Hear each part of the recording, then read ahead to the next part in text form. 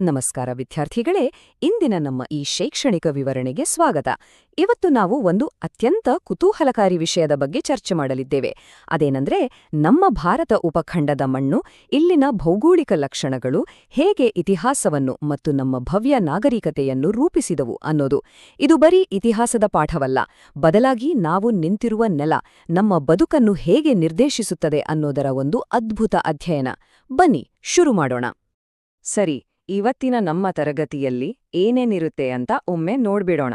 ಮೊದಲನೇದಾಗಿ ಉಪಖಂಡದ ಐತಿಹಾಸಿಕ ವಿಸ್ತೀರ್ಣ, ಆಮೇಲೆ ಭಾರತದ ಹೆಸರುಗಳ ಮೂಲ, ಬೃಹತ್ ಹಿಮಾಲಯದ ರಕ್ಷಾ ಕವಚ, ಕಣಿವೆಗಳು, ವ್ಯಾಪಾರ ಮತ್ತು ದಾಳಿಗಳು, ಹಾಗೂ ಕೊನೆಯದಾಗಿ ಸಂಪನ್ಮೂಲಗಳು, ಹವಾಮಾನ ಮತ್ತು ವಾಸ್ತುಶಿಲ್ಪ. ಭೌತಿಕ ಪರಿಸರಕ್ಕೂ ಮಾನವನ ಸಾಂಸ್ಕೃತಿಕ ವಿಕಾಸಕ್ಕೂ ಇರುವ ಆಳವಾದ ಸಂಬಂಧವನ್ನು ನಾವಿಂದು ಹಂತಹಂತವಾಗಿ ಅರ್ಥ ಮಾಡಿಕೊಳ್ಳಲಿದ್ದೇವೆ. ಭಾಗ 1. ಉಪಖಂಡದ ಐತಿಹಾಸಿಕ ವಿಸ್ತೀರ್ಣ. ಇಂದಿನ ಆಧುನಿಕ ಗಡಿರೇಖೆಗಳನ್ನು ಸ್ವಲ್ಪ ಹೊತ್ತು ಪಕ್ಕಕ್ಕಿಟ್ಟು ಈ ಪ್ರದೇಶದ ನಿಜವಾದ ಐತಿಹಾಸಿಕ ವಿಸ್ತಾರ ಎಷ್ಟಿತ್ತು ಅಂತ ನೋಡೋದು ತುಂಬಾನೇ ಮುಖ್ಯ. ಸ್ವಲ್ಪ ಯೋಚಿಸಿ ನೋಡಿ. ಪ್ರಾಚೀನ ಉಪಖಂಡ ಅಂದ್ರೆ ಕೇವಲ ಇಂದಿನ ಭಾರತ ಮಾತ್ರವಲ್ಲ. ಅದು ಅಫ್ಘಾನಿಸ್ತಾನ್, ಪಾಕಿಸ್ತಾನ್, ನೇಪಾಳ, ಭೂತಾನ, ಮಯನ್ಮಾರ್, ಬಾಂಗ್ಲಾದೇಶ್, ಚೀನಾ ಮತ್ತು ಶ್ರೀಲಂಕಾದಂತಹ ಇಷ್ಟೆಲ್ಲ ಆಧುನಿಕ ರಾಷ್ಟ್ರಗಳನ್ನು ಒಳಗೊಂಡಿದ್ದಂತಹ ಒಂದು ಬೃಹತ್ ಭೂಪ್ರದೇಶ. ಇಷ್ಟು ದೊಡ್ಡ ಕ್ಯಾನ್ವಾಸ್ ಮೇಲೆ ನಾವೆಂದು ಇತಿಹಾಸವನ್ನು ಅರ್ಥಮಾಡಿಕೊಳ್ಬೇಕಿದೆ. ಇದಕ್ಕೆ ಸಾಕ್ಷಿ ಬೇಕು ಅಂದ್ರೆ ವಿಷ್ಣುಪುರಾಣದ ಈ ಅದ್ಭುತ ಶ್ಲೋಕವನ್ನು ಗಮನಿಸಬೇಕು. ಉತ್ತರಂ ಯತ್ ಮುದ್ರಸ್ಯ ಹಿಮಾದ್ರಿ ಶೈವ ದಕ್ಷಿಣಂ ವರ್ಷಂ ತದ್ ಭಾರತಂ ನಾಮ ಭಾರತೀಯತ್ರ ಸಂತತಿ. ಅಂದ್ರೆ ಸಮುದ್ರದಿಂದ ಉತ್ತರಕ್ಕೆ ಮತ್ತು ಹಿಮಾಲಯದಿಂದ ದಕ್ಷಿಣಕ್ಕಿರುವ ದೇಶವೇ ಭಾರತ. ಇಲ್ಲಿ ವಾಸಿಸುವವರು ಭರತನ ವಂಶಸ್ಥರು ಅಂತ. ಶತಮಾನಗಳ ಹಿಂದೆಯೇ ನಮ್ಮ ಪ್ರಾಚೀನರು ಈ ಉಪಖಂಡದ ಭೌಗೋಳಿಕ ಗಡಿಗಳನ್ನು ಎಷ್ಟು ಸ್ಪಷ್ಟವಾಗಿ ವ್ಯಾಖ್ಯಾನಿಸಿದ್ರು ಅನ್ನೋದು ನಿಜಕ್ಕೂ ಆಶ್ಚರ್ಯ ತರುತ್ತೆ ಅಲ್ವಾ? ಭಾರತದ ಹೆಸರುಗಳ ಮೂಲ. ಈಗ ಈ ನಾಡಿಗೆ ಹೆಸರುಗಳು ಹೇಗೆ ಬಂದ್ವು ಅನ್ನೋದರ ಇತಿಹಾಸವನ್ನು ಸ್ವಲ್ಪ ಕೆದಕಿ ನೋಡೋಣ. ಬೇರೆ ಬೇರೆ ಸಂಸ್ಕೃತಿಗಳು ಈ ನೆಲದ ಗುರುತಿನ ಮೇಲೆ ತಮ್ಮದೇ ಆದ ಛಾಪನ್ನು ಹೇಗೆ ಒತ್ತಿದ್ವು ಅನ್ನೋದು ತುಂಬಾನೇ ಇಂಟ್ರೆಸ್ಟಿಂಗ್ ಆಗಿದೆ. ಮುಖ್ಯವಾಗಿ ದುಷ್ಯಂತ ಮತ್ತು ಶಕುಂತಲಿಯರ ಮಗ ಭರತನಿಂದ ಭಾರತ ಎಂಬ ಹೆಸರು ಬಂತು. ಆದರೆ ಇಂಡಿಯಾ ಮತ್ತು ಹಿಂದೂಸ್ತಾನ್ ಅನ್ನೋ ಹೆಸರುಗಳು ಭೌಗೋಳಿಕವಾಗಿ ಹುಟ್ಟುಕೊಂಡು. ಗ್ರೀಕರು ಬೃಹತ್ತಾದ ಸಿಂಧು ನದಿಯನ್ನು ನೋಡಿ ಇಂಡೋಸ್ ಅಂದ್ರು, ಅದೇ ಇಂಡಿಯಾ ಆಯ್ತು. ಪರ್ಷಿಯನ್ನರು ಸಿಂಧೂ ಅಥವಾ ಹಿಂದೂ ನದಿ ಪ್ರದೇಶವನ್ನು ನೋಡಿ ಹಿಂದೂಸ್ತಾನ ಅಂತ ಕರೆದ್ರು. ಅಂದ್ರೆ ಕೇವಲ ಒಂದು ನದಿ ಇಡೀ ಒಂದು ಬೃಹತ್ ರಾಷ್ಟ್ರದ ಹೆಸರಾಗಿ ಬದಲಾಗಿದ್ದು ಭೌಗೋಳಿಕತೆಯ ಎಂಥ ಪ್ರಭಾವ ನೋಡಿ. ಅದೇ ರೀತಿ ನಮ್ಮ ಧಾರ್ಮಿಕ ಪರಂಪರೆಗಳಾದ ಹಿಂದೂ, ಬೌದ್ಧ ಮತ್ತು ಜೈನ ಧರ್ಮಗಳಲ್ಲಿ ಜಂಬೂದ್ವೀಪ ಅನ್ನೋ ಹೆಸರಿದೆ. ಹಿಮಾಲಯದ ದಕ್ಷಿಣಕ್ಕಿರುವ ಈ ಸ್ವತಂತ್ರ ದ್ವೀಪಖಂಡದ ಆಕಾರ ನೋಡಲು ಜಂಬೂ ಅಂದ್ರೆ ನೇರಳೆ ಹಣ್ಣಿನ ತರ ಕಾಣಿಸ್ತಿತ್ತಂತೆ. ಪ್ರಾಚೀನ ಕಾಲದ ಜನರು ಪ್ರಪಂಚದ 7 ಖಂಡಗಳ ನಡುವೆ ತಮ್ಮ ನೆಲವನ್ನು ಒಂದು ನೇರಳೆ ಹಣ್ಣಿನ ಆಕಾರದಲ್ಲಿ ಕಲ್ಪಿಸಿಕೊಂಡಿದ್ದ ರೀತಿ ನಿಜಕ್ಕೂ ಅದ್ಭುತವಾಗಿದೆ. ಭೌಗೋಳಿಕತೆಯ ಆಧಾರದ ಮೇಲೆ ಪ್ರಾಚೀನ ಗ್ರಂಥಗಳು ಈ ಉಪಖಂಡವನ್ನು ಸ್ಪಷ್ಟವಾಗಿ 2 ಭಾಗಗಳಾಗಿ ವಿಂಗಡಿಸಿದವು. ಆರ್ಯರ ಉತ್ತರದ ನಾಡಾದ ಆರ್ಯಾವರ್ತ ಮತ್ತು ದಕ್ಷಿಣದ ಮಾರ್ಗ ಅಥವಾ ನಾಡಾದ ದಕ್ಷಿಣಾಪಥ. ಭೌಗೋಳಿಕ ಲಕ್ಷಣಗಳು ಹೇಗೆ ವಿಭಜನೆಯನ್ನು ಸೃಷ್ಟಿಸ್ತವೆ ಅನ್ನೋದಕ್ಕೆ ಇದೊಂದು ನಿದರ್ಶನ. ಭಾಗ 3.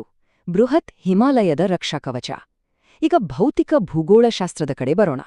ಉಪಖಂಡದ ತಲೆಯ ಮೇಲಿರುವ ಕಿರೀಟದಂತಿರುವ ಬೃಹತ್ ಪರ್ವತ ಶ್ರೇಣಿಯನ್ನು ಒಮ್ಮೆ ವಿಶ್ಲೇಷಣೆ ಮಾಡೋಣ.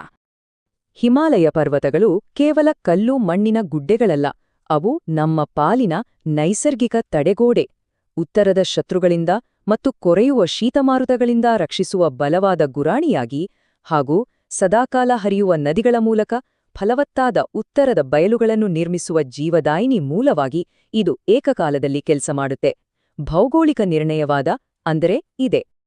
ಈ ಹಿಮಾಲಯದಿಂದ ಹರಿದು ಬಂದ ನದಿಗಳು ನಿರ್ಮಿಸಿದ ಫಲವತ್ತಾದ ಉತ್ತರದ ಬಯಲು ಪ್ರದೇಶಗಳು ಎಂಥ ಅದ್ಭುತ ಅಂದ್ರೆ ಅಲ್ಲಿ ಊಟಕ್ಕೆ, ಬದುಕಿಗೆ ಯಾವತ್ತೂ ಕೊರತೆ ಇರಲಿಲ್ಲ. ಬದುಕಿನ ಮೂಲಭೂತ ಅವಶ್ಯಕತೆಗಳು ಸುಲಭವಾಗಿ ಸಿಕ್ತಿದ್ರಿಂದ ಪ್ರಾಚೀನ ಜನರಿಗೆ ಸಂಕೀರ್ಣವಾದ ತತ್ವಜ್ಞಾನಗಳನ್ನ, ವೇದಗಳನ್ನ ರಚಿಸಲು ಮತ್ತು ಸಿಂಧು ಕಣಿವೆಯಂಥ ಮಹಾನ್ ನಾಗರಿಕತೆಗಳನ್ನ, ಬೃಹತ್ ಸಾಮ್ರಾಜ್ಯಗಳನ್ನು ಕಟ್ಟಲು ಸಾಕಷ್ಟು ಸಮಯ ಸಿಕ್ತು. ಹೊಟ್ಟೆ ತುಂಬಿದ್ದಾಗ ತಾನೇ ಮೆದುಳು ಚುರುಕಾಗಿ ಕೆಲಸ ಮಾಡೋದು.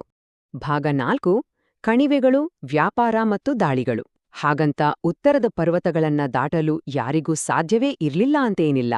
ಇಲ್ಲಿಯೇ ಬರೋದು ನಮ್ಮ ಉತ್ತರದ ಕಣಿವೆಗಳ ಪಾತ್ರ. ಖೈಬರ್ ಮತ್ತು ಬೋಲಾನ್ ಕಣಿವೆಗಳ ಬಗ್ಗೆ ನಾವು ಕೇಳಿರ್ತೇವೆ. ಈ ಕಣಿವೆಗಳು ಎರಡು ಅಂಚಿನ ಕತ್ತಿಯ ಹಾಗೆ ಕೆಲಸ ಮಾಡಿದವು. ಒಂದೆಡೆ ಪಾಶ್ಚಿಮಾತ್ಯರ ಜೊತೆ ಲಾಭದಾಯಕ ವಾಣಿಜ್ಯ ಮತ್ತು ಸಾಂಸ್ಕೃತಿಕ ಸಂಬಂಧಗಳನ್ನು ಬೆಳೆಸಲು ಇವು ದಾರಿಯಾದರೆ, ಇನ್ನೊಂದೆಡೆ ನಿರಂತರ ವಿದೇಶಿ ಆಕ್ರಮಣಕಾರರಿಗೆ ನಮ್ಮ ಉಪಖಂಡದ ಒಳಗೆ ನುಗ್ಗಲು ಇವೇ ಹೆಬ್ಬಾಗಿಲಾದವು. ಇವೆಲ್ಲವನ್ನೂ ಗಮನಿಸಿದಾಗ ಶೈಕ್ಷಣಿಕವಾಗಿ ಒಂದು ದೊಡ್ಡ ಪ್ರಶ್ನೆ ಎದುರಾಗುತ್ತೆ.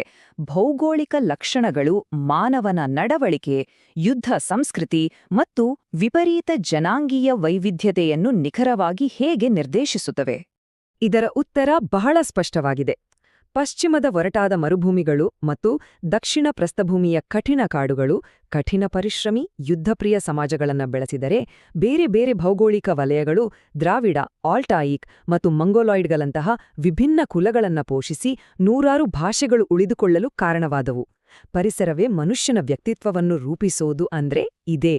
ಇನ್ನು ದಕ್ಷಿಣ ಪರ್ಯಾಯ ದ್ವೀಪವನ್ನು ಸುತ್ತುವರೆದಿರುವ ಸಾಗರಗಳ ಕಡೆ ಬರೋಣ.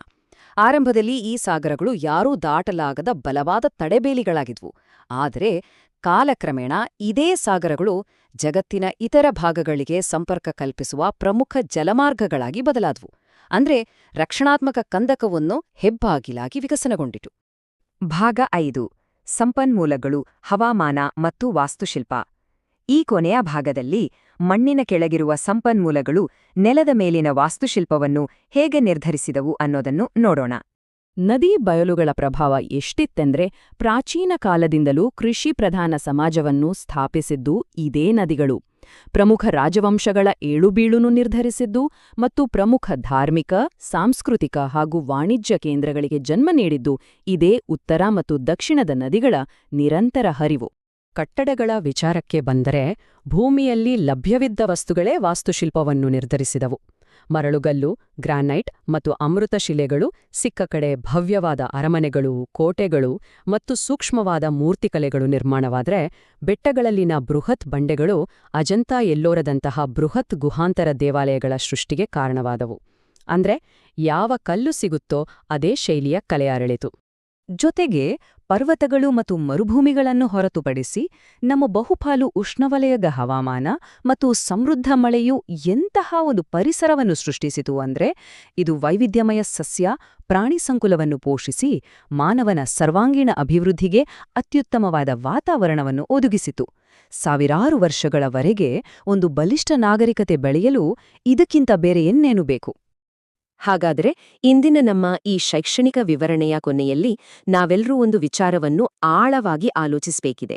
ಸಂಸ್ಕೃತಿ, ವಾಸ್ತುಶಿಲ್ಪ ಮತ್ತು ಒಂದು ರಾಷ್ಟ್ರದ ಹೆಸರು ಕೂಡ ಅದರ ನದಿಗಳು ಮತ್ತು ಬಂಡೆಗಳಿಂದಲೇ ಹುಟ್ಟಿದ್ದರೆ, ಮಾನವನ ಭವಿಷ್ಯವು ನಮ್ಮ ಪಾದದ ಕೆಳಗಿರುವ ಭೂಮಿಯಿಂದ ಎಷ್ಟರ ಮಟ್ಟಿಗೆ ನಿರ್ದೇಶಿಸಲ್ಪಡುತ್ತದೆ? ಮನುಷ್ಯನ ಇತಿಹಾಸವು ಕೇವಲ ಅದರ ಭೌಗೋಳಿಕ ವೇದಿಕೆಯ ಮೇಲಿನ ಪ್ರತಿಕ್ರಿಯೆ ಮಾತ್ರವೇ?